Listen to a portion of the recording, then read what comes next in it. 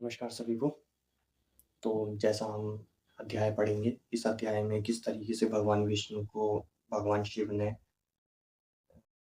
कार्यभार सौंपा और किस तरीके से इस अध्याय में बताया जाएगा किस तरह भगवान शिव के जो लिंग की पूजा है वो कहाँ से भगवान कहते हैं, भगवान शिव बोलते हैं, उत्तम व्रत का पालन करने वाले श्री हरे विष्णु, जब तुम मेरी दूसरी आज्ञा सुनोगे उसका पालन करने से तुम सदा समस्त लोगों में माननीय और पूजनीय बने रहोगे। ब्रह्मा जी द्वारा रचे गए लोक में जब कोई दुख या संकट उत्पन्न हो, तब तुम उन संपूर्ण दुखों का नाश करने के लिए सदा तत्पर रहना। तुम्हारे संपूर्ण दुष्ट कार्य में मैं तुम्हारी सहायता करूंगा। यानी कि भगवान शिव विष्णु जी से ये कह रहे हैं कि जब ये ब्रह्मा जी सृष्टि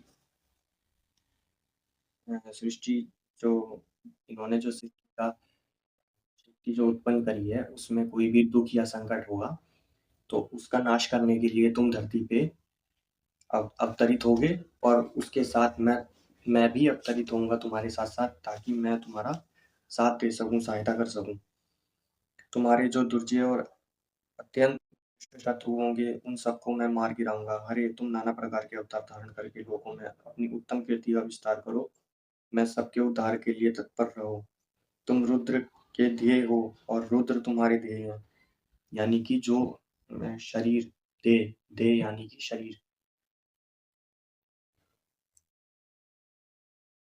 तुममें और रुद्र में कुछ भी अंतर नहीं है। जो मनुष्य रुद्र का भक्त होकर तुम्हारी निंदा करेगा उसका सारा सारा पुण्य तत्काल भस्म हो जाएगा।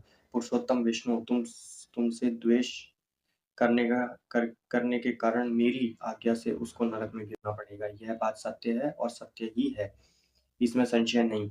तुम इस लोक में मनुष्य के लिए विशेषता भोगों और मोक्ष का प्रदान करने वाले भक्तों को दे या पूज्य होकर प्राणियों का निर्णय और अनुग्रह करो। ऐसा कहकर भगवान शिव ने मेरा हाथ पकड़ लिया और भगवान और विष्णु को सौंप कर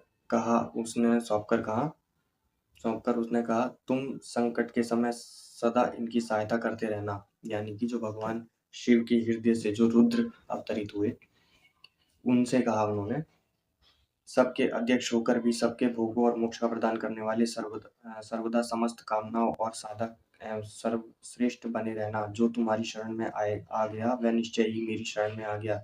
जो मुझ में और तुम में अंतर समझेगा वह अवश्य ही नरक में गिरता है। यानी कि भगवान शिव कह रहे हैं, जो मुझ में और तुम्हारे में जो अंतर करेगा वो नरक का ही भागी बनेगा। तो आशा मेरी आपसे सभी से यही है कि आप भगवान विष्णु में और भगवान शिव में कभी अंतर ना करें, कि आज के समय में क्या ज़्यादातर लोगों को मैंने देखा है कि भगवान शिव की पूजा करते हैं तो भगवान विष्णु को भूल ही जाते हैं लोग।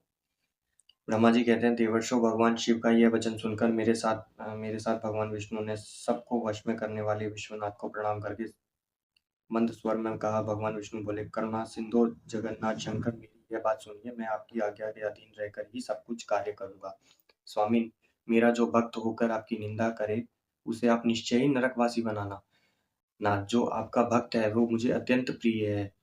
जो ऐसा जानता है जानता है उसके लिए मोक्ष दुर्लभ नहीं। श्री हरि का यह सुनकर दुख हर ने उनकी बात का अनुमोदन यानी कि मान लिया और नाना प्रकार के धर्मों का उपदेश कर उन दोनों को हित की इच्छा से हमने अनेक प्रकार के वर दिए।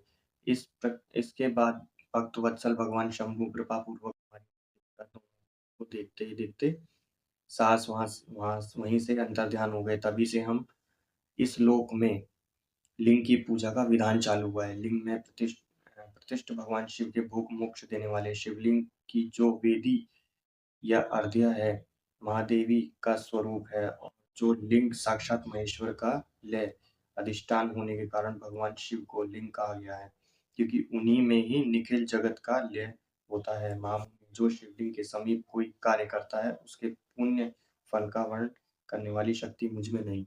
यानी कि इस अध्याय में यह बताया गया है कि जो भगवान शिव हैं उनकी शिवलिंग के पास जो भी कोई कार्य करता है, जो भी कोई सही कार्य मतलब शुभ कार्य जो भी होता है वो निश्चय ही सफल होता है और उसका फल भगवान शिव उनको प्रदान करते हैं। इसी के साथ ये अध्याय यह भी समाप्त होता है। तो इसमें अभी तक हमने जितना भी पढ़ा और हमने पिछले अध्याय में जितना भी पढ़ा कि भगवान शिव कौन है, भगवान रुद्र कौन है, इस बात से ये तो एक मतलब एक हमें पता लग चुका है कि भगवान शिव कौन है और भगवान रुद्र कौन है। तो आशा करता हूँ कि भगवान रुद्र और भगवान शिव से कभी भी आप जो कंपेयर करेंगे वो कंपेयर ना करें।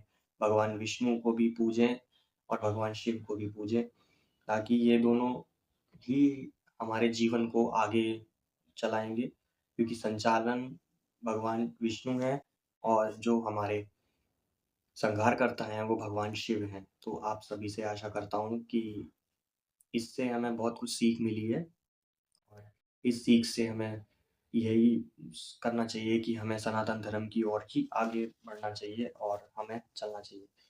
तो मिलते हैं हम अगले अध्याय की ओर। तो चलते हैं। आप हमारे चैनल को सब्सक्राइब कर लीजिएगा अगर आप नए हैं तो, और अगर पुराने हैं तो हमारे चैनल के को शेयर कीजिए, वीडियो को शेयर कीजिए, ताकि हमारी यूट्यूब फैमिली जल्दी ज़्यादा से ज़्यादा बढ़ सके।